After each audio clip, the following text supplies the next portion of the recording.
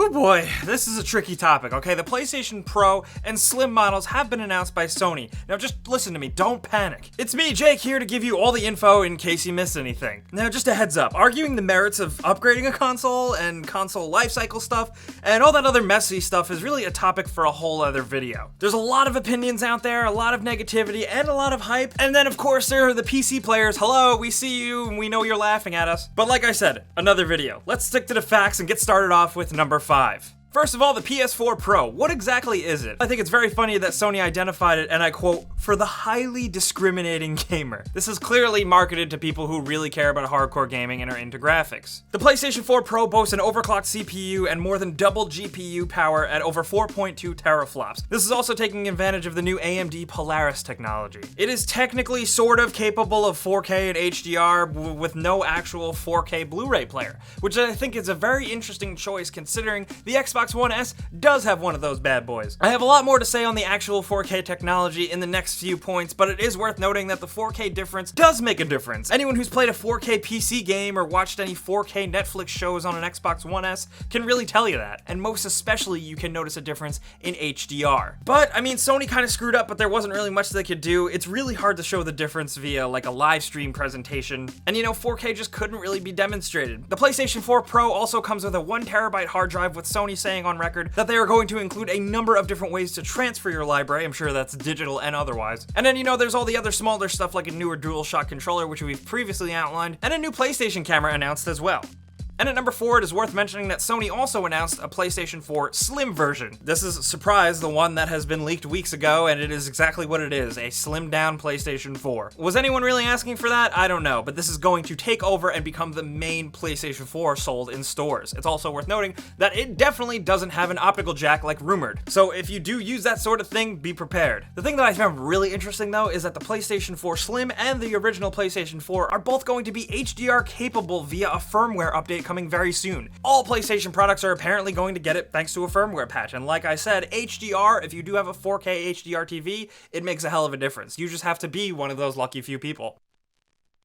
And at number 3, at the start of the video, I said don't panic if you're a PlayStation user, because how this thing actually works is very interesting. According to Sony, the same discs and downloads will work on both the standard model and the PlayStation 4 Pro. What Sony is now doing is asking developers to code for 4K and HDR with every single game they release. So basically, when they release a game on PlayStation, the platform, they have to have a version that works on the original PlayStation and an upgraded version that works on the PlayStation Pro. Sony is still trying really hard, and they're really pushing this, even though some people are confused, but they are trying to keep it a real unified platform. Games just run differently on certain products. It is confirmed that players are going to be able to play across Pro and standard model like nothing is ever different. What it really does, and it's a lot of mumbo jumbo to get past the real actual 4K technicality, but it's streamlined rendering techniques and a bunch of anti-aliasing algorithms that take advantage of 4K displays and HDR ready TVs. It's also worth noting that the whole 4K thing is still, you know, at the end of the day, marketing talk. According to sources that I'll link below, the PlayStation 4 Pro for most of the games still doesn't quite hit actual 4K resolution. What it does do is provide a lot of fancy upscaling tech, allowing developers to produce their games and make them look substantially better on something that is a 4K TV or a 4K resolution monitor. Developers have gone on record saying that the resolutions are 90% close to what 4K actually technically is, but a lot of these games are fancy games that are above 1080p. PlayStation showed off a bunch of different games that are working on PlayStation Pro with bumped up graphics and resolution for games like that upcoming Spider-Man. They showed some Deus Ex, Tomb Raider, Watch Dogs 2, Horizon Zero Dawn, and even some Mass Effect. What the PlayStation 4 Pro comes down to is how the actual high-def rendering of the Pro works. It's fancy high-def rendering, not necessarily native 4K resolution.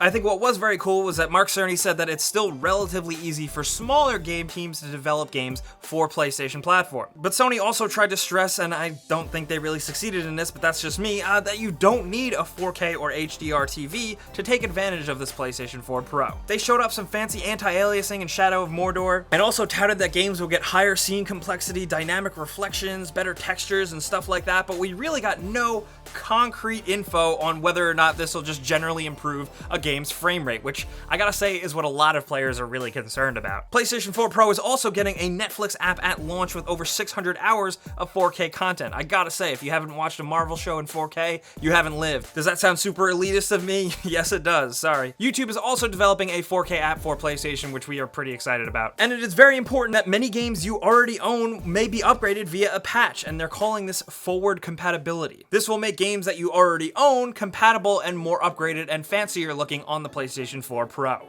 And at number 2, speaking of this forward compatibility, Sony already does have a number of confirmed games for the console, and you need to know that all games will work on this console, but these games announced will take advantage of that 4K-ish resolution and scaling and extra graphical horsepower. And once again, I gotta reiterate, if these are games you already own, they will be patched to work better on the PlayStation 4 Pro, apparently. And at number 1, let's get the housekeeping out of the way. The PlayStation 4 Slim is going to start at $299, launching September 15th in quote-unquote most markets, and it's going to be HDR capable via a firmware update. To honestly my surprise, the PlayStation 4 Pro is releasing November 10th at $399. I thought we were going to have to wait a while, and this is really interesting, and honestly now the ball is in Xbox One Scorpio's court. Andrew House closed out the ceremony saying, "The choice ultimately remains with gamers," and I think that's really damn apt.